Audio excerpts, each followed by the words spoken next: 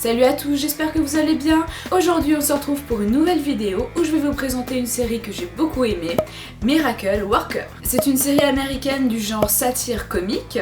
Cette série compte une saison de 7 épisodes qu'on enchaîne très rapidement pour connaître la résolution de l'intrigue. Et d'ailleurs, elle est renouvelée pour une saison 2. C'est une série qu'on peut retrouver sur TBS. Son créateur c'est Simon Reich. Il a été scénariste pour Man Seeking Woman, Comme des bêtes ou encore Vice Versa. Comme acteur, on va pouvoir retrouver Daniel Radcliffe, que je pense pas avoir besoin de présenter. Il va jouer le rôle de Greg. Steve Buscemi dans le rôle de Dieu, j'espère que lui non plus, j'ai pas à le présenter. C'est un très bon acteur qu'on peut retrouver dans de très bons films, dont Pulp Fiction, Reservoir Dogs ou Armageddon, et Géraldine Viswanathan dans le rôle de Elisa. Alors, le premier épisode, on va rencontrer Dieu qui regarde les infos et se rend compte assez rapidement que la situation sur Terre est plus que critique. La calotte glaciaire la plus étendue de l'hémisphère nord est en train de fondre.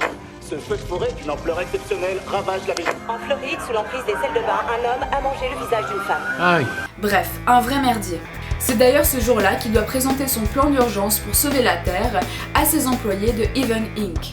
On voit assez vite les différents départements qui existent, celui des animaux qui subit des coupures budgétaires, ceux des constellations qui s'amusent à relier les étoiles entre elles pour former des animaux, le département de la sécurité volcanique qui apparemment s'ennuie, et celui des ressources angéliques. On y retrouve Elisa, un ange qui travaille au département de la saleté mais qui souhaite être transféré. Même si créer des millions de petites touffes de poussière, les mouiller, les sécher puis les voir flotter dans les airs est passionnant. Consciente qu'il existe de nombreux problèmes sur Terre, elle souhaite aider. Elle est donc transférée au département des réalisations des prières. Elle y rejoint Greg, un ange missionné donc pour répondre aux prières des humains, et qui prend son boulot très à cœur, surtout en ce qui concerne retrouver les objets perdus des gens. Elles me narguent de leur cachette sous la neige. Mais les enfants, vous échapperez pas à papa.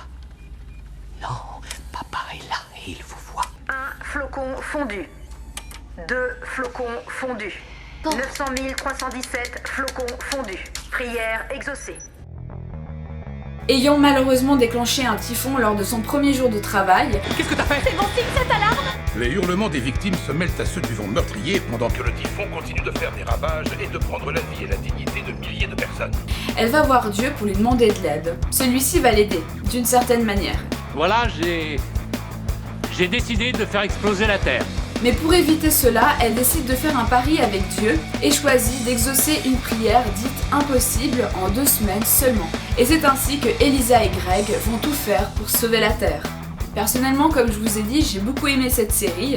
J'ai trouvé le concept original, le rythme et l'ambiance est bien maîtrisé et les acteurs principaux sont drôles et attachants et donc très bons dans leur rôle. J'ai donc passé un moment très agréable. Et avec le temps et les séries que je vous propose, vous avez compris que j'aime les histoires déjantées et loufoques. Et celle-ci répond très bien à mes attentes. J'ai particulièrement aimé le jeu de Daniel Radcliffe qui joue un personnage très appréciable et touchant.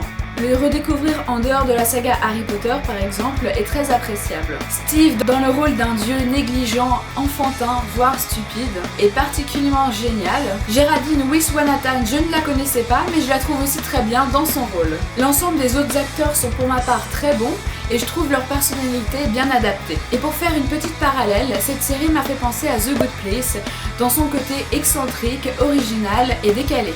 Et voilà, cette vidéo est terminée, j'espère qu'elle vous aura plu et qu'elle vous aura donné envie de découvrir cette série que je vous conseille chaudement. Car je suis persuadée que vous allez passer un très bon moment en la visionnant. Et nous on se retrouve très vite pour une prochaine vidéo. C'était La Fourmi du Net.